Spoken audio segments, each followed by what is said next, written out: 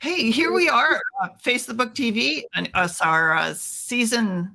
Well, it's actually like our 10th season, but we had a little bit of a break. So I'm calling it season 3. I'm Charlotte Pierce, the producer, and we are published by Pierce Press, my company, in collaboration with Independent Publishers of New England. As you can see on the slide, if you're watching, if you're listening on a podcast, all the show notes will be at piercepress.com/face the book TV. So just go to piercepress.com. That's all you have to remember. I'm here with myself and this is my company, piercepress.com. Scott Channel will be hosting today. He's a successful business publisher and a member of the board of Independent Publishers of New England. And our guest expert is Deidre Randall, Peter E. Randall publisher. She's will tell you a little bit more about her experience with that, and she's one of our go-to experts. So Scott, take it away. Yeah. So, hey, thanks for asking me to participate in this. Got to say right off the bat that, with Deidre, geez, what a history of helping people publish their own books. I would encourage people to go to the Peter E. Randall Publishing Company website, PER Publishing. And one of the first things you're going to notice is just the extent of the catalog, how deep it is, how many books there are, wide variety. If you're in New England, you're going to recognize names, Natalie Jacobson, John Silber. You're going to see all sorts of things that are familiar, in terms of local towns and events and incidents that have been published on. And in fact, Deidre later on is going to tell us about someone who's a bit more famous, nationally, and the success they had using her system. So Deidre, you're a hybrid publisher, very established, not a vanity press. I really want to underline that. Briefly, can you just tell us a bit about, your experience so people really have the true breadth of where you're coming from? Sure. Thank you, Scott. So I started in publishing in 1998 following I got an MBA. And I had been doing a lot of literacy work in the nonprofit world. And so I've always been interested in that. But having a family business, my father had founded the company, and I decided to, quote unquote, help him out for the summer and became his marketing director. And so I did, my initial focus in publishing was marketing. And so the events, scheduling those, promoting them, getting reviews for the books, that was my first thrust working for Peter. And after about 5 years of that, I started my own company, Blue Line Publicity. And then a few years into that, we realized that I was going to take over the company from him, which I did in 2008.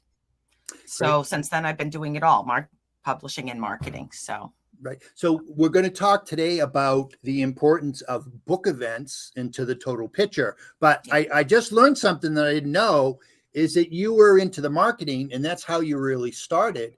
So at the end, for so many publishers who are just new to it, they really don't want to do the marketing, and yet it's integral to their success. So, the book event is part of that whole marketing effort. It's interesting you've been so successful, but it sounds like you started with a marketing orientation. Very important lesson there in terms of being successful publishing. So book events. Yeah. Why are book events so important as part of the overall marketing plan of a self-published author, or any author for that fact? Well, I can't say they're important for every author. So that's the first thing. And you talked about how we approach the marketing. That starts day one with me. When I first meet the author, the first thing we're trying to understand is, what is their content? Who is the audience for the content, and how do they want to access the content? Do they need it as an ebook? Do they want it as a printed book? Do they need it as an audio book? Do they need dual forms? Then we look at, how is this audience going to get the book? Obviously, if they're primarily ebooks, we could do virtual events. If they want printed books that are signed, we've got to do in-person events. And most of my authors have some level of events as part of what they're doing.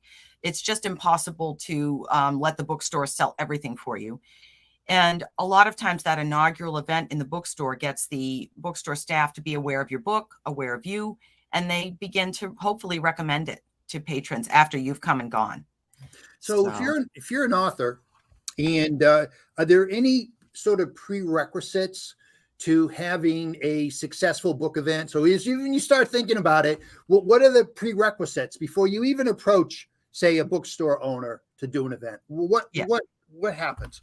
Right. The first thing you need to know is, again, do I have an event in this book? Is this book something that I can pull some content out and come in and give a presentation, 30 to 40 minutes? Children's books are easy. Obviously, you want to come read to children. That's not really too tricky. Histories, we do a lot of histories. We do primarily nonfiction. So there's a lot of information people want to share. One author that I've worked with who did a book about how to preserve an old barn. He's the Northeast expert on barn buildings, and he's done hundreds of events because so many people have barns and they want to keep them in good repair, but also people love barns. That's just a little side note here, but if you're thinking about writing about a barn, do it, or put a barn on your cover. People seem to love barns. Well, to your point a minute ago about who is your audience and finding your audience, reaching that audience in some way is critical. Not enough just to show up. So, let's kind of get started. So if you have a book, if it's right for you, how do you start in terms of approaching a bookstore? So what I would often suggest to my author is, what is the hometown option for you? Is there a good indie bookstore in your town? Some towns don't have them, which is very sad. Most towns have a library, at least. If they don't have a bookstore for some reason, you go to the library. And, the approach has really got to be, you've got to feel authentic in the approach. You have to believe and know that you have content that's important for others and you want to share it with them. And that's what this is about. The byproduct, honestly, is selling the books. And that might seem silly because I'm sort of, my authors will say I'm a little bit mercenary, and I'm always telling them, you've got to sell the book. This is important, but it's also about an authentic exchange. I have information that I think is important. People in your community need it. I'd love to come and share it through your organization, through your store, through your library, or whatever the group is. So a bookstore or a library obviously has a constituency that they serve. So am I hearing the pitch is, hey, I have information that's of value to your customers, your clients, your constituency. So, so it starts there. Yeah. Yep. You're offering something, you've got the book about how to repair the barn, and you say, look, I noticed that, this is a farming community. There are a number of older farm buildings in your community. And in fact, one of your barns is featured in our book. We have a book right now about covered bridges. So she's doing events in all the towns where there are covered bridges. She also has a number of events at different places. So some are historical societies, some are libraries, some are bookstores. But again, if there isn't one of those entities in a town, and that might seem terrible, but there are some smaller towns where there might not be, or it's such a small place.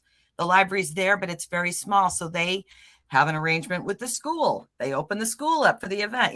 These are the things you need to find out as you get into those places. Deidre, when you approach the library or the bookstore, do you call them? Do you email them? Do you have a one page, that kind of describes this? What do you need to have prepared minimally to, look like a viable option for that institution?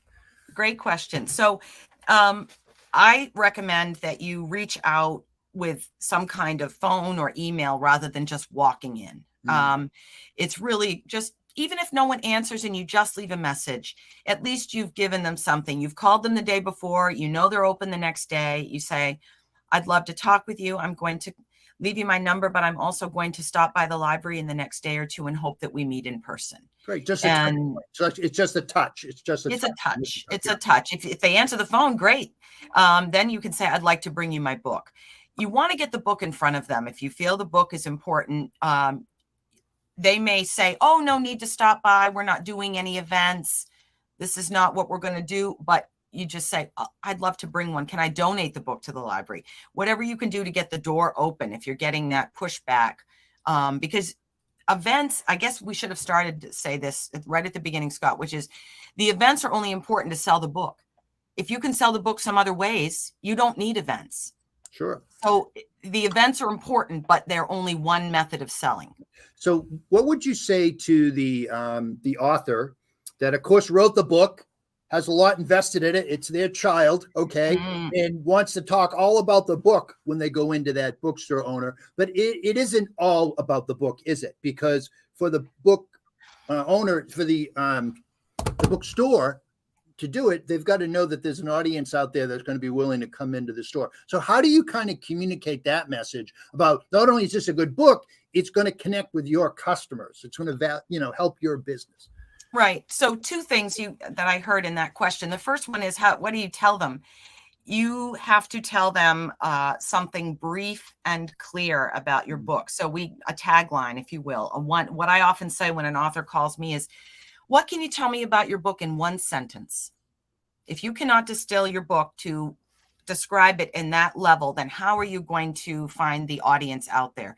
You can't have a big, long explanation, for instance, about your title or cover. This is a bookstore owner or a librarian. They've seen thousands of books. And that what they want to know is you've got a story. You can quickly explain what it is. And you need a grabber. You need a grabber. Yep. That tagline. And you want to practice that tagline and write it down. Brainstorm it with your writing group or with your cohorts from independent publishers of New England. That's exactly the kind of thing you want to brainstorm with somebody else. What a concept. Preparation. Not just being conversational and winging it. Preparation is key. Good. Yes, good. It really is. Yeah. So when you first approach a bookstore owner, I mean, how often do they say, "Oh, so great, this is perfect"? What typically happens on that first contact? What kind of effort is to be expected in terms of follow-ups and future interactions before there's a mutual agreement that this makes sense?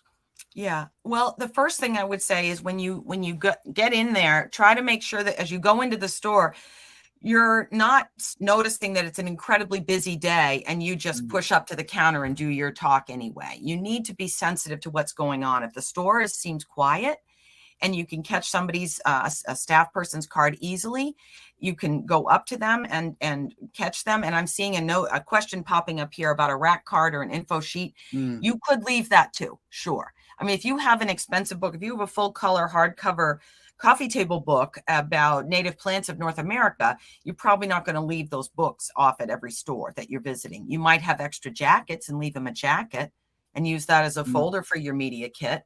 But if you've got a paperback black and white book that you've printed on demand, maybe for a couple dollars, you could leave the book.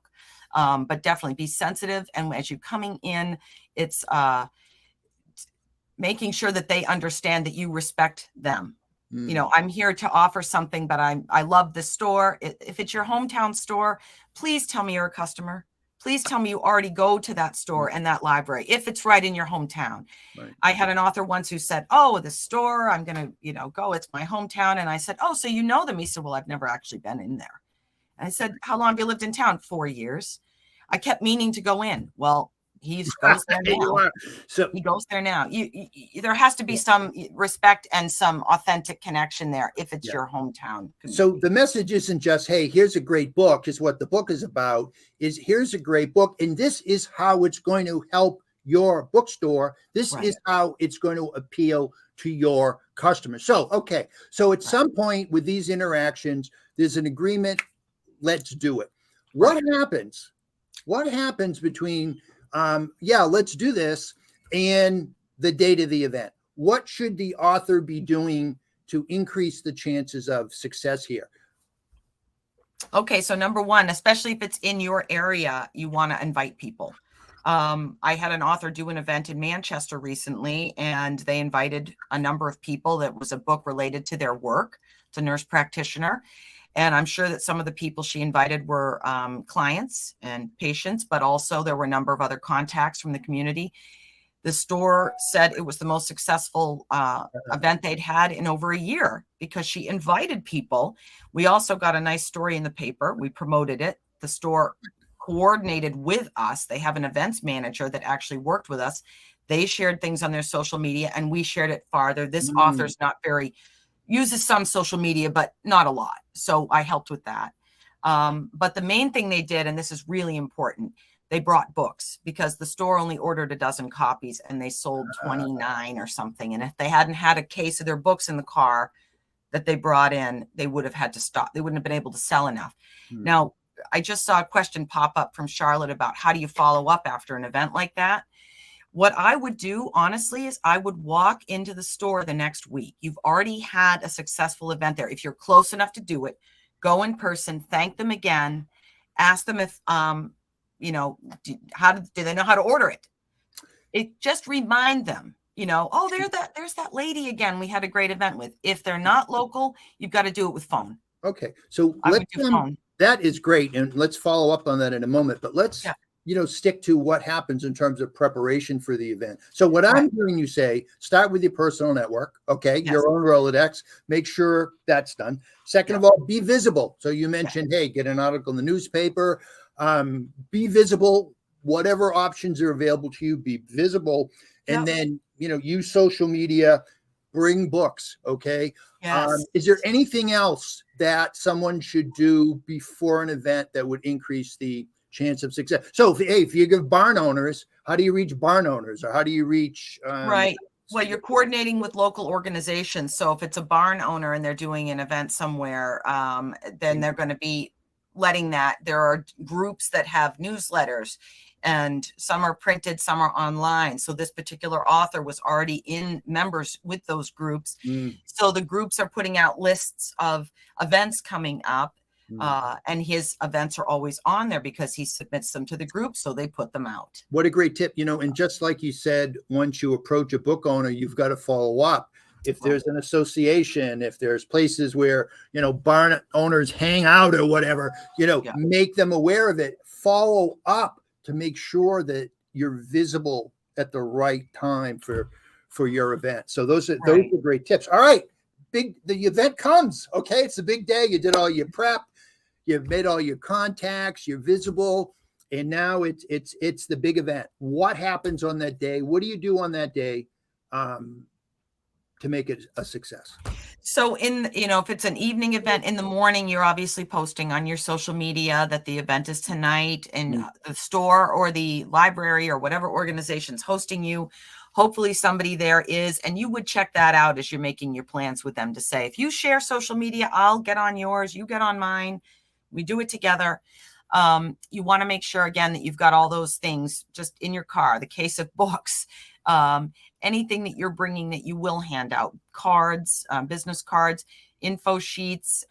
Make sure that whatever you bring to give away, that you've got enough of it. And some people like to have like a blow up of their cover of their book on a foam core or something to have next to the table. That way, as you're walking around greeting people and saying hello, introducing yourself, it's clear that that's your spot. That's where you're going to end up. Event posters we didn't mention, Scott, but those can be nice to have too. Sure. Yeah. What do you do to improve engagement, or say build your list, or maybe if you're an author, many authors have additional revenue streams than just selling their book. That's so what do you do that looking forward? I've got people in front of me. Do you collect their email addresses? Do you make an offer so that they, kind of raise their hands if they want to keep in contact with you? If you have any examples of maybe other revenue streams that you can put forward, can you talk a little bit about that? Right. Sure. So finding out, again, the topics of their books. Usually I try to engage the audience in different ways. Oftentimes I will ask everybody, if the group isn't too large, what are you coming here for? So if you've got 20 people, just one word each, that just takes 2 minutes. Everybody go around, are you looking to hear more about, and because I'm often giving talks on publishing. So I'm thinking from my own experience. So are you interested in publishing fiction, nonfiction? And have you published, or is this all brand new to you? And that helps me to tailor my approach. So trying to get some little touch with the audience. You can often do it with a yes or no question and they raise hands, but you do want to get them engaged early on. And whatever you're going to do for your presentation, you really should have practiced that. I will listen to authors do their presentation if they don't have anybody to do it. But a lot of times what I'll do with them is say, you don't go over 30 minutes in your planning because you're probably going to take a little longer than that anyway. And after about 40, 45 minutes, people start to squirm. They just can't listen as well if they're just listening passively. So you're trying to get them to understand how to conduct. And a lot of writers are shy. They don't want to go out and talk to everybody necessarily. They want to stay home and write. So what I do, a lot of our books are nonfiction. I have them work around their photographs. We'll pick 8 or 10 photos that are important, and they might tell stories about those photos. With the barn author, to go back to him, he'd talk about the different barns and how they were repaired. Or different aspects of, they're showing these are the different types of barns that are particularly valuable. If you have this barn, don't tear it down, repair it, because it could go on the National Register.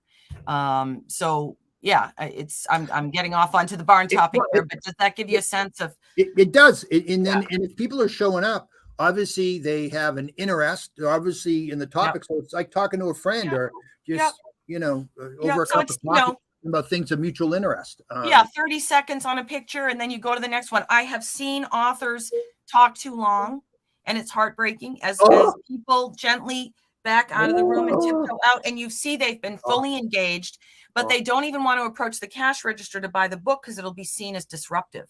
Correct. And so it's just very important to limit. Less is more. Leave on a high note. Be the George Costanza in the room. Leave on a high note, get out of there. Right. So let me ask you, can I run an idea by you? So sure. in my world, sales, consulting, one of the tips is, hey, if you do a talk, even if it's a small talk in a small room, record it, maybe videotape it, because if you capture that in whole or in part, you can break that up. And then the fact that you're to use your example, hey, you're talking about the photographs or things that, are comfortable for you to talk about. If you have an audio recording, you can break it up into pieces. There's multiple uses for that, or video, there's multiple uses for that. Yeah. So if you think, sometimes I think with events like this, or like executive briefings in the consulting world, the audience that's not there is actually the most important audience, meaning you take that event, you capture it, and that gets used over and over again, and people can experience you without you being there. What are your comments on that?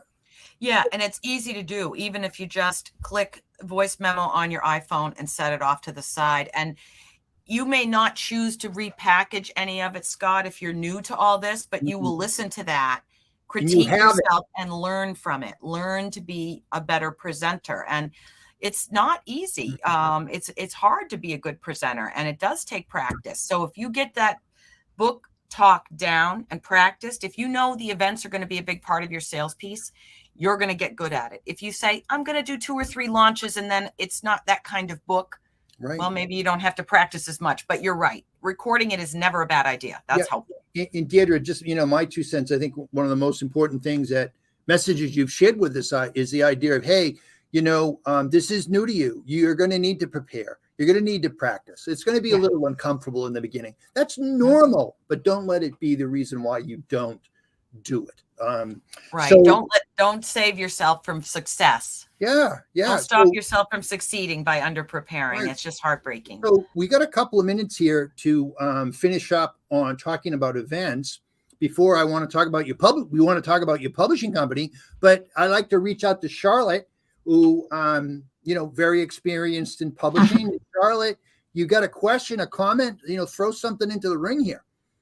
Yeah, can you hear me okay? Yes, we hear you. I've been backstage. So, doing the dark, what do you call it? The seamy side of the podcast.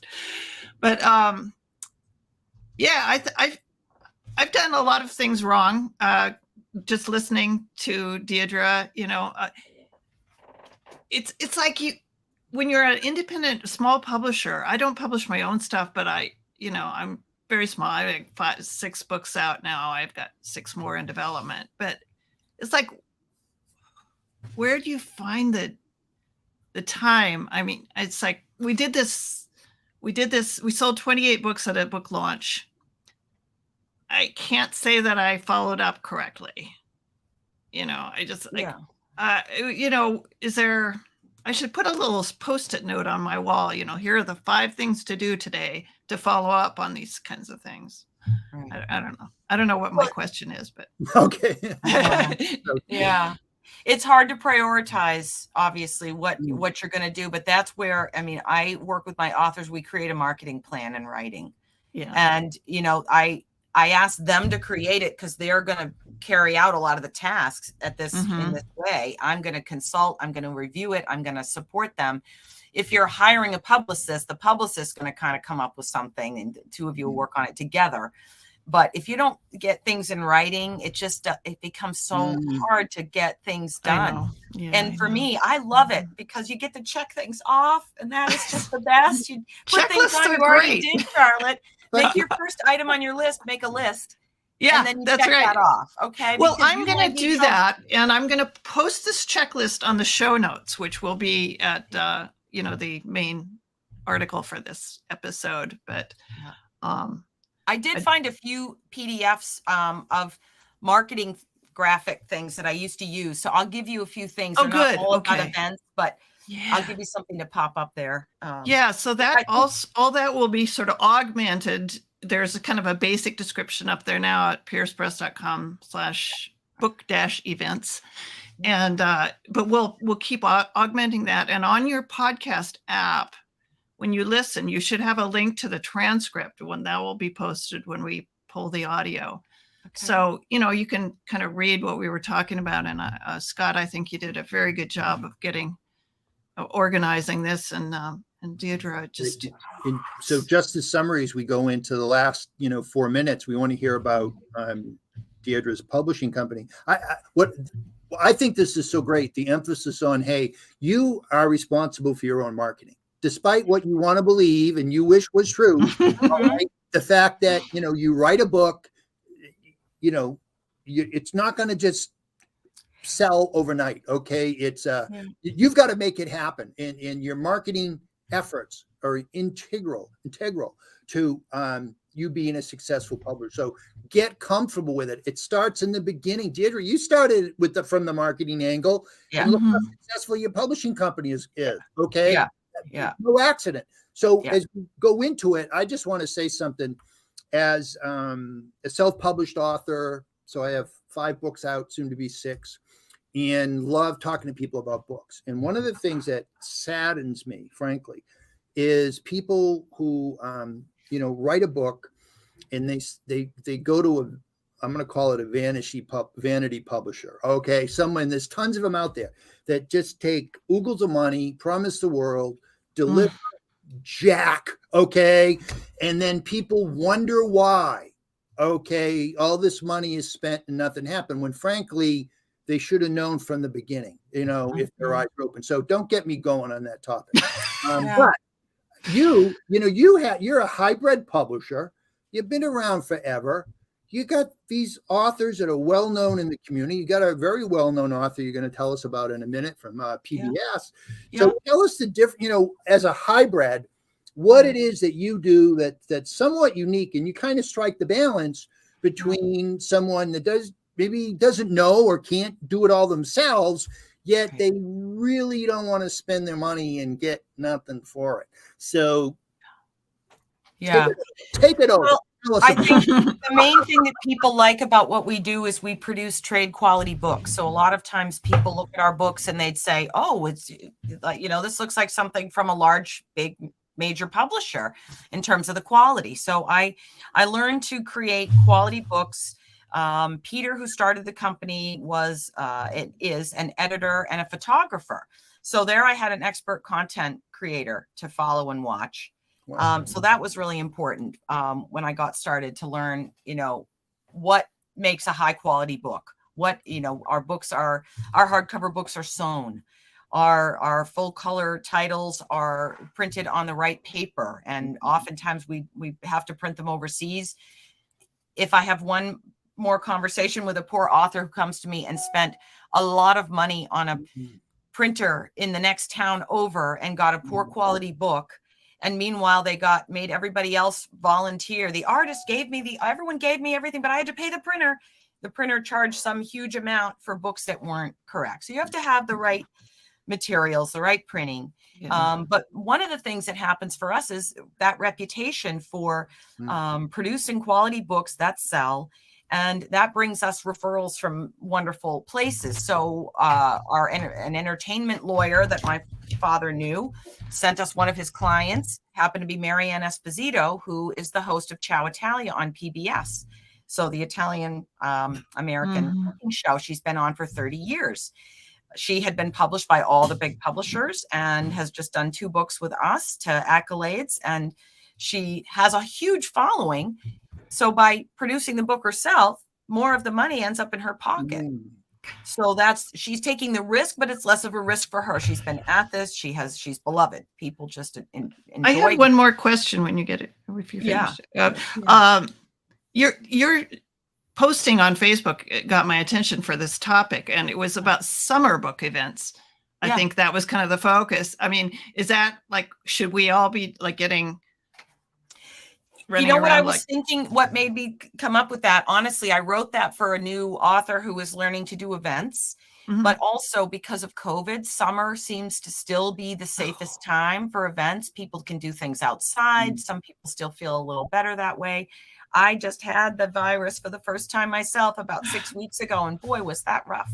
Oh my God. I was in bed for days. So thinking about outside being a great time for people to gather and be comfortable together. Yeah, I mean, and it gets you moving, because I know there's some big events in the fall, like Boston Book Festival and all those. Right. So then you kind of have your template created. Yeah, and winter, forget it. I mean, bookstores and libraries and such, they don't want events in December. So please do not go to them and say, let me come in on the 18th of December.